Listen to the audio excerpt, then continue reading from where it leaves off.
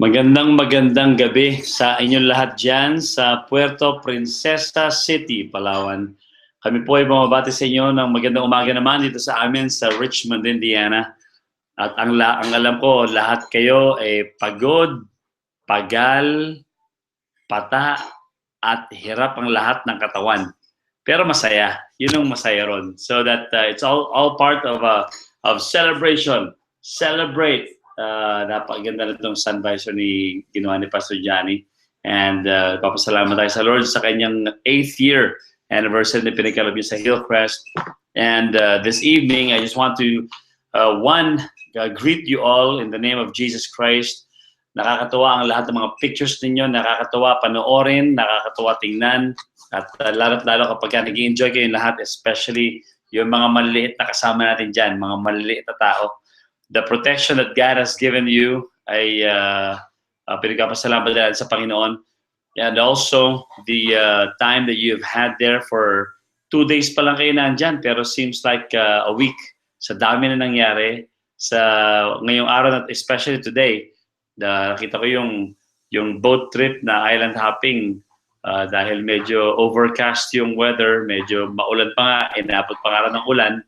Pero the protection that God has given you going to different islands, na-survive nyo yun. At ganoon din sa mga nag-underground river, ay na-survive nyo rin ang Ugong Rock. Alam ko na-enjoy nyo yan, lalo na yung mga boys natin sa lahat ng mga kanilang mga adventures. And ngayong gabing ito, o umagang ito, I want to discuss with you just a few things, mga kapatid, about what we are up to ngayon sa Hillcrest, not only this year, but next year. We welcome all our new partners. Kasama na po kayo sa Hillcrest, bahagi na po kayo na Hillcrest, and you can be a member of one church and be a partner at this church. So kasama na rin po kayo, kabilang na kayo. Hindi na namin kayo makakalimutan magpakailanman. Naalala ko nung isang taon, hindi gantong panahon yun eh, kundi June 1 to 4 yata tayo nagpunta sa Cebu. Diba? Nakasama si 80 Topacio. No? Talagang andong kagad si 80 nun eh. Kaya siya yung pinakabagong partner na hindi naman talaga nagpaplanong sumama pero ba nakasama. At simula nun, after even before 1 year, naging preacher pa natin sa Hillcrest. So marami po ang gagawin ng Lord sa inyong buhay if we just continue on with what God is doing in and through our lives. Yan po ang mahalaga sa mga bagong partner ng Hillcrest. Whether you have been a Christian for 1 year, 1 day, 10 years, 20 years, kung ilan man taon yan, ay it doesn't matter. Dahil araw-araw we grow in the knowledge of the will of the Lord in our lives. So we welcome ang ating po mga bagong partner ngayong gabi, lalo na ang mga alumna ng Higher Ground Baptist Academy na dati International Baptist Academy pa. Kita mo nga naman si Stella, may anak na ngayon na nadala dyan. Ano? So blessing yan na nakasama namin kayo ngayong gabi. Papasalamat tayo sa Panginoon sa napakagandang opportunity. And more to come in the coming days. May Thursday pa tayong buong araw. And then Friday, we all go back to reality. Ika nga. So we've been praying for you from Richmond, Indiana. Palagi po namin kayo pinag-pray. And always in our thoughts, each and every day, whether morning, afternoon, or evening yan, palagi namin iniisip ang itinerary dyan sa Puerto Princesa. But the goal for Puerto Princesa is not just to enjoy, which is a big part, a big chunk of our team building. And that's why we call it team building. Dahil bahagi po ito ng pag-build relationships natin sa isa't isa and the concept of each other as one team. So ngayong oras ito, I wanted to share with you just a few things para po ma-excite ulit tayo. Hindi lang sa mga nakaraan na ilang araw, kundi sa mga susunod na araw. Ang ating team building theme ngayon ay partnership. At sa partnership na yan, meron akong tatlong inilagay sa inyong mga booklets. Partnership with time, talent, treasure. So So nakatapos na kayo, I'm sure, dun sa time and talent na pag-usapan nyo na yan.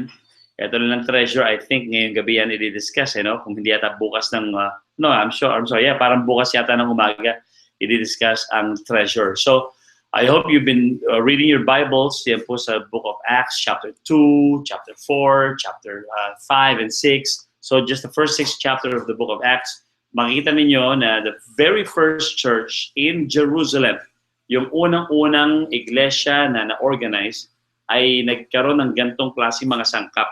Kaya gusto kong maunawaan natin ito at talagang idikdik sa ating mga isip ang kahalagahan ng partnership in these 3 very important aspects in life and living. Kasama po rin sa ating partnership ngayong gabi ay tungkol dun sa ating partnership muna, not between each other yet, kundi to the Lord. Ang Lord po ay kapartner din natin sa lahat ng ginagawa natin. Ang tanong lang para sa atin lahat, which I'm sure na pag-uusapan nyo na ngayon, siya ay kapartner natin. Ang tanong, tayo ba ay kapartner niya?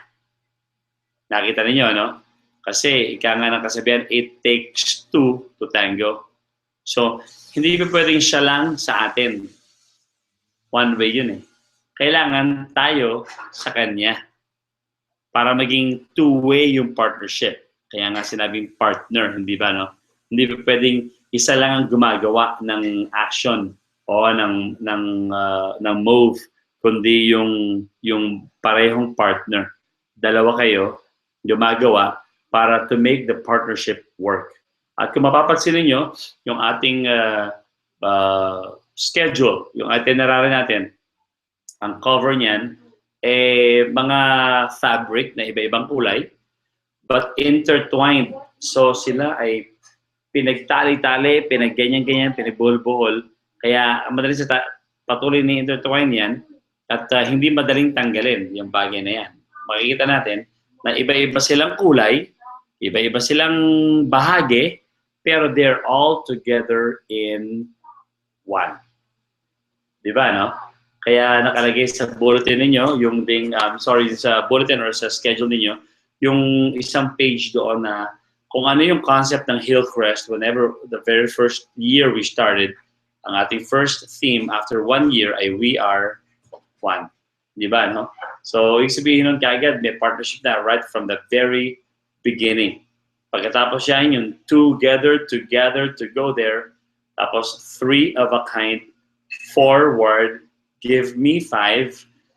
Ito lang tayo ng Tagalog, Siksik, liglig at umaapaw. Yung number 6, siksik, liglig at umaapaw. Taken from the book of Luke chapter 6, verse 38. Na pagka ikaw yung nagbigay, bibigyan ka ng Panginoon, yun nga, siksik, liglig at umaapaw. Last year, ang ating theme ay 7, Level up, 7 up. So yung 7 doon is the number of God, the number of perfection, the number of completion.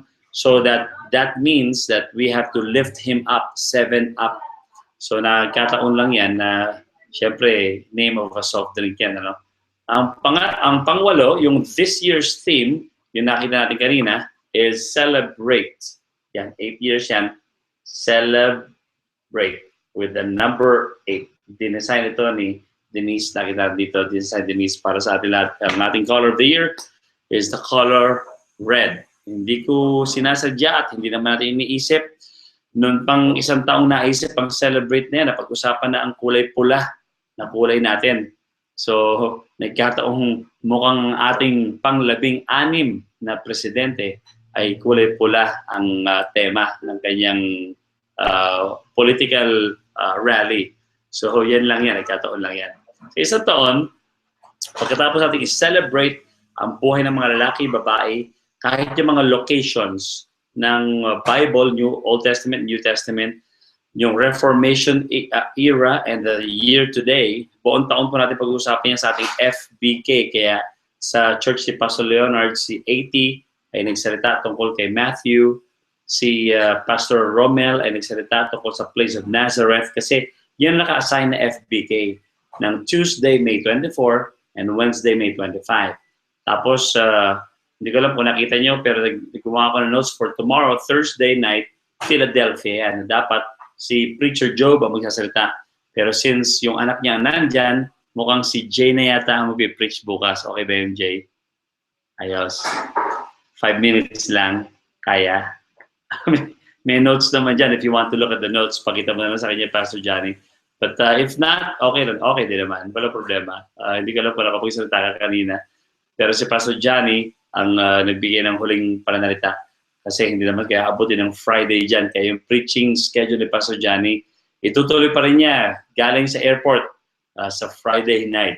So yun ang theme for the entire year. Celebrate men, women, boys and girls, even locations that Jesus used, or yung mga matitigas ang ulo, mga pasaway, what we learn from them also. So we not only celebrate yung mga magaganda, so we also celebrate yung hindi masyado magaganda, because we know that all things, whether good or not so good, work together for good.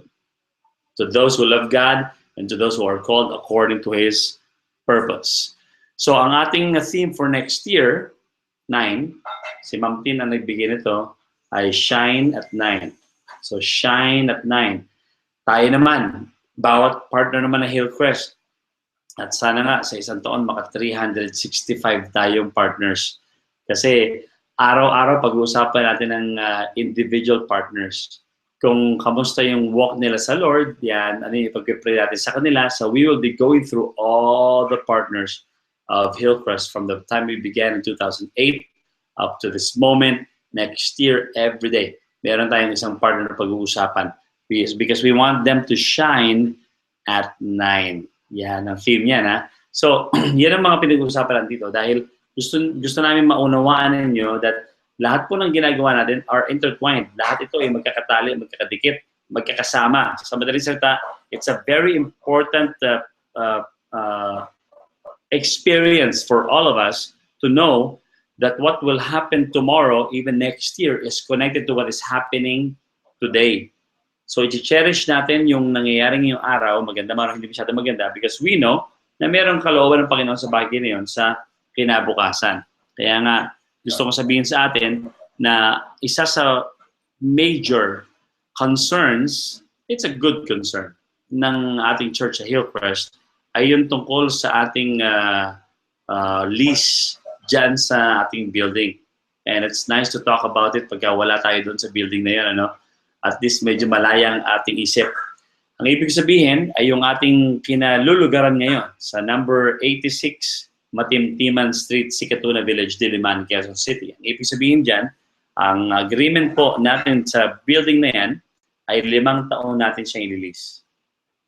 So it is not our building yet. Hindi po. 5 taon yan. Nagsimula tayo ng October 25, 2014. Ito yan. October 25, 2014. So, ngayong October 25, 2015, last year is isang taon na yun. 1 year na. 15. In 2016, sa October, 2 taon na. So, ang pangatlong taon natin, ang pasok, itong huling bahagi ng 2016. Tapos, 2017, yan ang pangatlong taon. Ang pang-apat na taon ay 2018, October. At ang pinakahuling taon ay October 2019. Ngayon, ang agreement natin after 5 years or even before the 5 years is starting, kahit sa 2018 pwede yan. Kapag may pera tayo, we can buy the property. Yun ang magandang usapan. Na sa atin na yon kapag may pera tayo. Ngayon, I told that to tell you this. Ang halaga ng property sa Sikatuna and si Preacher Job Edora na wala naman dyan, pero napag-usapan namin ito, malaki at lumalaki. Ang property po na yan ay 400 square meters, more or less, para mga 380 yata o 370, parang ganyan. Pero ilagay mo na ng 400 para conservative tayo. Kapag ka ang isang square meter ay ilagay mo na lang sa, sabihin mo ng 15,000 pesos, 15. Ang 400 square meters, lumalabas sa mga 6 million pesos. Tama ba ang calculation ko? Tingnan nyo kung tama. Kung mali, itama nyo na lang. Kung 15,000 yan, 6 million pesos. Kung 20,000, which ang paniwala ni Preacher Joe Bedora na real estate broker, at alam niyo yung mga presyo sa area ng Sikatuna Teachers Village, malingap, malapit na malapit tayo dyan. So, kung ito ay 20,000, ito po ay 8 million pesos. By 2019, hindi natin alam kung magkano na yan. Ngayon, alam natin yan. Kasi nasa second year pa lang tayo ngayon, remember? 2016. Pero after 3 years, you'll never know what will happen. Baka maging 21,000, baka maging 22,000. Hindi natin alam. Ang sinasabi ko lang, ang pinaghahandaan po natin ay 8 million pesos. Yung building, pati yung property na yon, pwede mag-appreciate in time. Kaya ang iniisip natin, dun sa lugar na yon, para may handa tayo, ay gawin natin 12 million pesos. Ang building po na yan, according to the architect and engineer, ay pang-apat na floor. So, 4 floors yan. Nasa ground floor tayo ngayon. Hopefully, by next year, 2017, makapag second floor tayo. Tapos may third, may fourth. So, kung may sobra tayong pera, baka makapagtayo tayo sa pang floor by after 5 years. So, you're talking of 12 million pesos. Yung 12 million pesos na yun, ay i-raise po natin sa pamagitan ng partners natin worldwide. Yung mga nasa Hillcrest dati na umalis na, yan kasi napunta sa ibang bansa, yan ang mga tututukan natin para doon. Yung mga kaibigan natin dito sa Amerika, ganyan din. So basta worldwide. Sa kanila natin i-raise yung 12 million pesos. And I have been talking to several of them para po ma-raise natin yung pera yan. At the end of 4 years or Lord willing, hanggang 5 years. Ano ang responsibility mo? Ano ang responsibility ko bilang partner sa lease ng 5 years? Kasi sa natin kukunan yan, di ba? Sa natin kukunan yung lease ng 5 years natin ngayon. Ngayon po, ang lease natin dyan ay 65,000. For the first 2 years, 65. Pero pagpasok po ng third year, which is happening very soon, this year yan, by the end of this year, yan po ay magiging 71,500. Kasi nagtataas ng 10%. So itataas siya ng 6,500. Kaya from 65,000, 2 years, 71,500. Pagkatapos ng third year sa 2018, after 1 year, ang usapan 10% ulit. Kaya yan is 78,000 a month. From 78,000 a month, fourth year natin, between 4th to 5th year, ito po ay magiging 84,500. Hanggat umabot ito ng 90,000 pesos a month. Kung hindi natin siya bibilhin. Pero ang bala ko dyan talaga, 4 years lang. Kapag naka 4 years tayo, bilhin na natin. Kasi ngayon pala kumakausap na tayo. What am I telling you? I'm telling you to consider faithful giving, honest giving. Hindi sa palakihan, kundi lahat lang tayo nagpa-partner. Nagkasama-sama tayo. And frequent giving. Kapag ka nagbigay ang Panginoon, iabot natin agad sa Kanya. Pagka nag-abot ang Panginoon ng sweldo natin, ibigay natin agad sa Kanya. Yun ang unang mawawala sa atin. So yun ang pinag-uusapan natin ngayong oras na ito. Wala po sa palakihan yan, talagang fair ang Panginoon. Sinabi niya 10%. So kung sumisweldo ako, sabihin mo na ng 20,000 pesos a month. Yung 2,000 doon, malinis na malinis, ibibigay ko na agad sa Hillcrest. O doon sa church, na kung saan ako bahagi. If I see that I am part of this church, doon ko ilalagay yun. Pwede bang hatiin yan, Pastor? Nasa sayo na yan. Ang importante lang, honest. Di ba? Yun na pinag-usapan natin first night. So I'm not here to talk about the scriptures, what the scripture says on giving. Ang sinasabi ko lang, Dahil meron tayong mga hamon sa list nito, kailangan natin itong i-consider. Unang-una sa lahat, yung giving natin. So let's rethink our giving. Ang pangalawa natin, mga kapatid, ay yung preparation natin, ito na, sa ating fundraisings. Last year, first time natin ito ginawa, kahit maaga pinaghandaan ng mga pastor, at nagpapasalamat ako sa kanilang mga sakripisyo, sa mga meetings namin, talagang yan ay mga 7 months pinlano o mga 6 months pinlano, almost 7, para maayos. Mukhang hindi yata natuloy lahat. Well, natuloy, pero hindi tayo nakapag-raise ng kailangan natin pera. So, ang kailangan natin gawin, pag-uwi ng Pilipinas, namin sa June, Lord willing, ay pag-uusapan namin ulit ang 5 fundraisers na ito. At we want you and we need you to be a partner in this. So ano yung 5 yan? Yung raffle ni Pastor Rodel, yung dinner ni Pastor Romel, yung reach out run ni Pastor Johnny, yung yung wedding fashion show ni Jen, next year na yan, sa February natin gawin. Tapos yung concert ni Hans, pwede rin yan sa February next year gawin.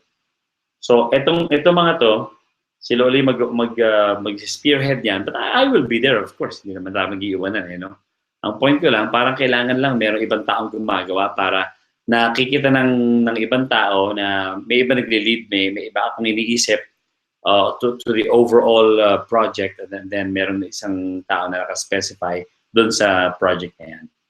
So pag-isipan po natin yung 5 fundraisers na yan. Tapos may isa pa tayo, yung tungkol sa giving natin personal, yung fundraising natin, nabagit ko na ngayon pa lang. Tapos gusto po natin bigyan at the end, ang pangatlo, yung tungkol sa pagbibigay pa rin natin sa ating mission. Hindi lang ito sa mission ng Hillcrest, kundi sa higher ground, kung saan tayo ay hindi na sa ilalim, kung hindi tayo, we're working with them, fellowshipping with them. Ang inyong lingkod, ang presidente ng Higher Ground Baptist Missions, kaya I'm speaking to our partners at Hillcrest para maging bahagi tayo ng malaking ginagawa na Lord sa buong Pilipinas ng Higher Ground Baptist Missions. Hindi nga sa buong Pilipinas yan Kung kaya pa natin makapag-support outside the Philippines, yun ang biblical talaga. But we can do it one step after the other. Hindi lang yung pag-ibigay tungkol dito sa Higher Ground Baptist Missions at sasabihin ko pa sa inyo pag-uwi ng Philippines, pero yung pag-support din sa lahat ng mga fellowship, for example, yung once a month natin na fellowship with the Higher Ground sa Malabon, yung Lord's Supper ng once a month, o first Sunday yon, kailangan nakatatak na sa atin kagad yon. Isang Sunday lang naman nangyayari ng month. So we all have to be there. Yan ang gusto kong makita natin sa partnership na ito. Hindi po tayo nag-iisa. Ang Hillcrest 1, 2, 3, 4, sabihin mo pa yung sa Taguig at sa Makati 5, 6, kasama yung Dream Team, kasama yung Hillcrest Wellness Cafe, ang Mountain Movers Foundation. Lahat pong yan ay bahagi ng higher ground. Kaya let's support. Hindi lang ito sa finances, kundi physical mismo. And of course, yung by prayers. Kaugnay nito, gusto kong sabihin sa atin lahat na meron tayong pinag-iisipan na Lord willing mangyari this year, na magre-register tayo sa Securities and Exchange Commission. Hindi po ito para humiwalay sa higher ground kasi bahagi pa rin tayo nun Doon tayo nang galing at ang inyong lingkod, ang presidente niyan, ang magulang ko, ang founders niyan, hindi tayo kahit kailan mawawala dyan. Pero we want to have our own SEC number para magkaroon tayo ng personality sa gobyerno. Ibig sabihin, pwede tayong magkaroon ng bank account sa pangalan ng Hillcrest at marami pang bagay. Ngayon, ang pinag-iisipan na natin at pag-pray nyo rin po, pag-uwi ng Philippines, i-discuss ulit sa inyo ito, 2 bagay. Kasi meron tayong options. And I've talked with Joy Belina about this kasi si Joy, maalam mo yun dyan dahil yan ang lumalakad sa paperwork ng Mountain Movers pati ng Hillcrest Cafe. Pero kahapon, bumasa rin po ako sa website ng Securities and Exchange Commission, yung sec.gov.ph. Marami mga forms doon, marami mga registration, marami mga ganyan. Pero I came up with two. Yung una ay yung non-profit foundation. O di kaya pangalawa, yung diniscuss ko rin kay Joy before we left last year, yung church organization. May requirement siya dito, kaya gusto kong pag-isipan nyo to, pag-uwi ng Philippines, pag-usapan natin kung saan tayo pwede mag-register. Kasi pareho namang strength ito, hindi naman to may weakness, may ganyan. Wala namang ganon. Pareho namang strength. I-discuss ko lang sa inyo kung sino yung mas Hillcrest. Alam niyo yun, mas Hillcrest. Pag-uwi na sa Philippines, hindi dito. So, ang ibig sabihin lang dito, kapag ka sa foundation, sa unahan ng Securities Exchange Commission, walang members, puro volunteers. Meron lang 5 incorporators. Yun lang yun. So pagka meron kang 5 incorporators, meron kang board of trustees, tapos na yun. Kayo na gumawa ng outreach nyo, kayo na gumawa ng ministry nyo, bahala na kayo kung anong gusto nyo according to your definition of your organization.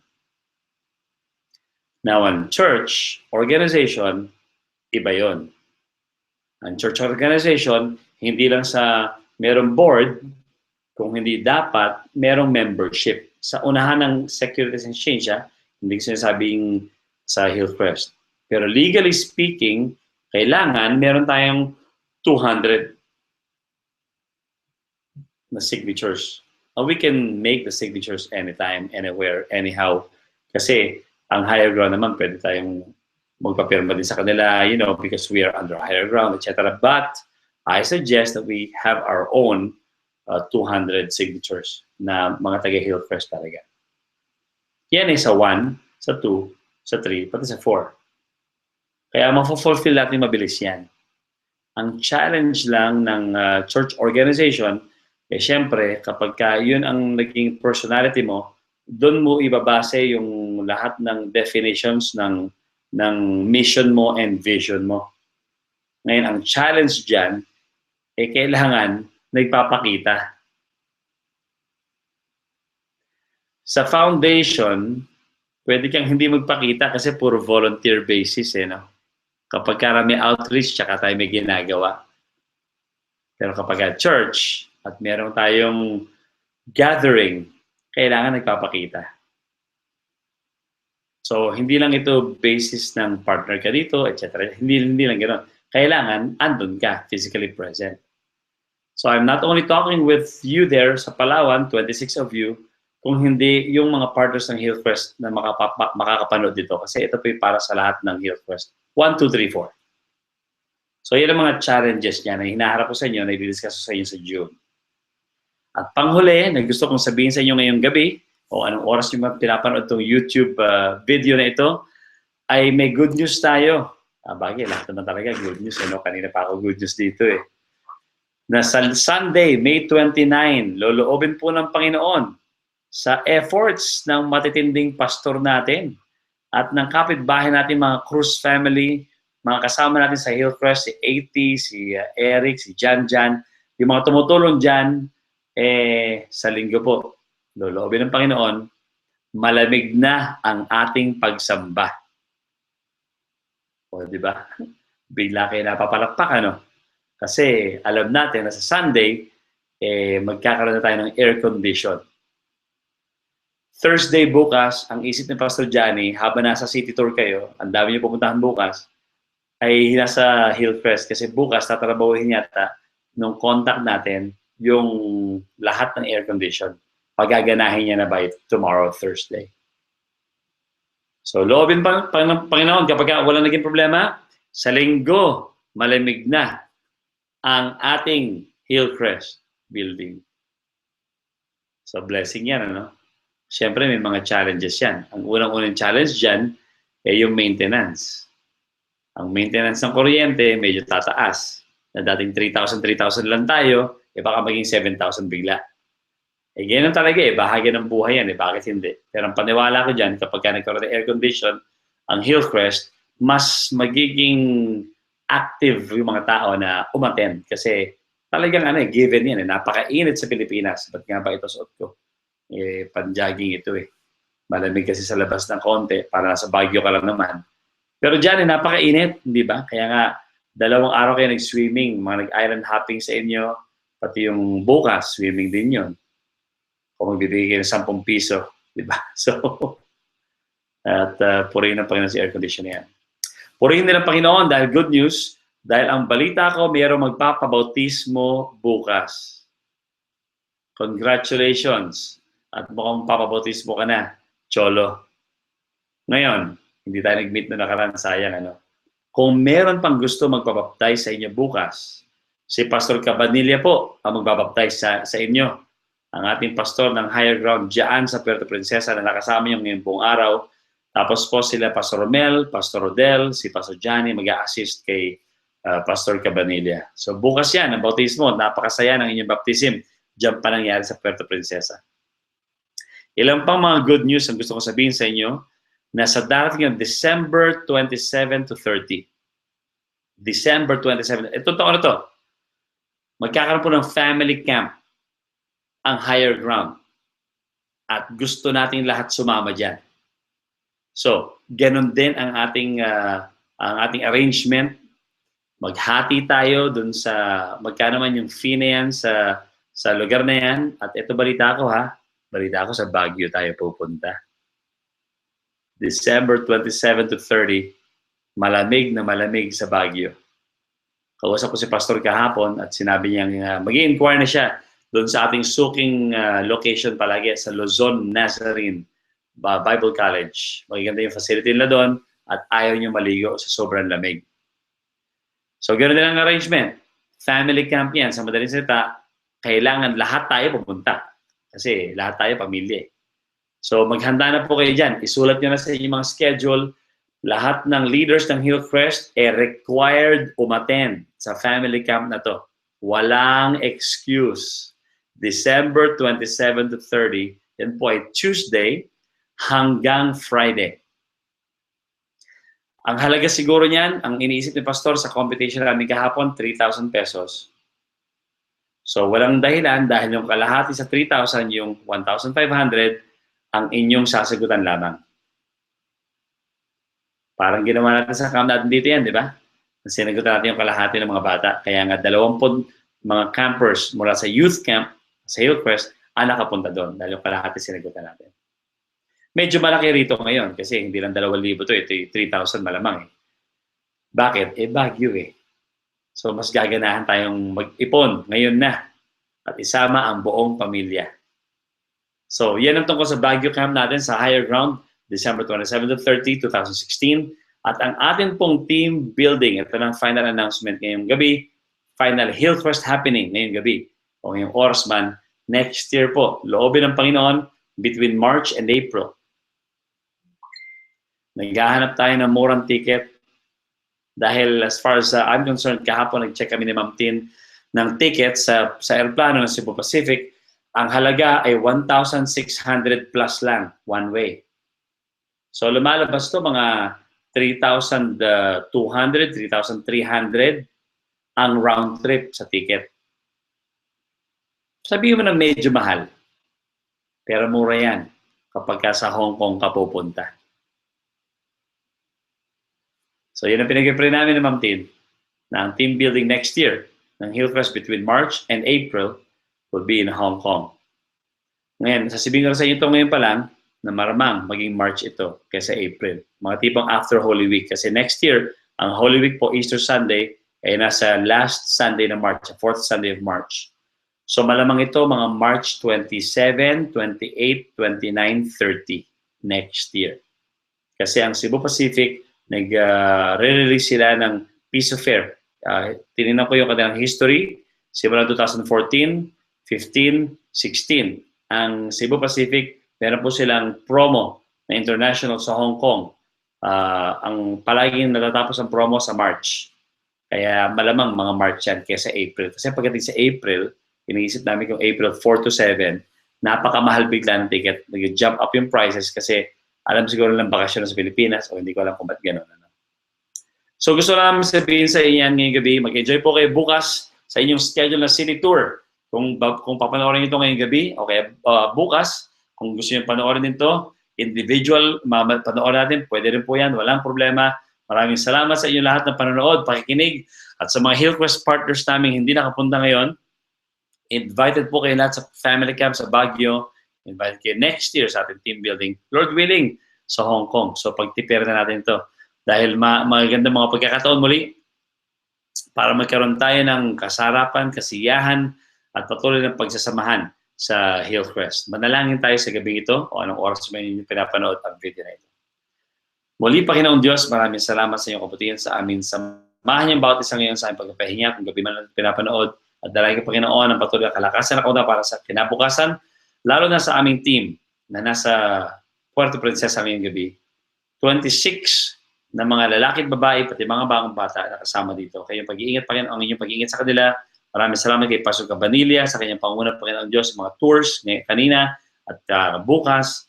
Salamat, Panginoon Diyos, sa Duchess Pension House. Maraming salamat, Panginoon, kay Kuya Gerson, nag-drive din sa amin ngayong araw hanggang bukas. Maraming salamat, Panginoon Diyos, sa panguna ni Pastor Johnny, ni Geraldine sa trip na ito. Maraming salamat sa panguna ni Pastor Romel, ni Pastor Rodel. Salamat, Panginoon Diyos, sa mga pastor namin, mga preachers namin. Salamat, Panginoon, sa mga worship team leaders namin, Panginoon Diyos. At dalangin ko yung pag-iingat sa amin sa mga pinag-usapan namin ngayong gabi. Dalangin ko po, Father, that lahat po ng mga bagay na ito ay mangyari ayon sa inyong kalooban. Kasama namin kayo, hindi kami nag-iisa. That's why we celebrate. In Jesus' name, Amen. Magandang gabi sa inyong lahat. Paalam po.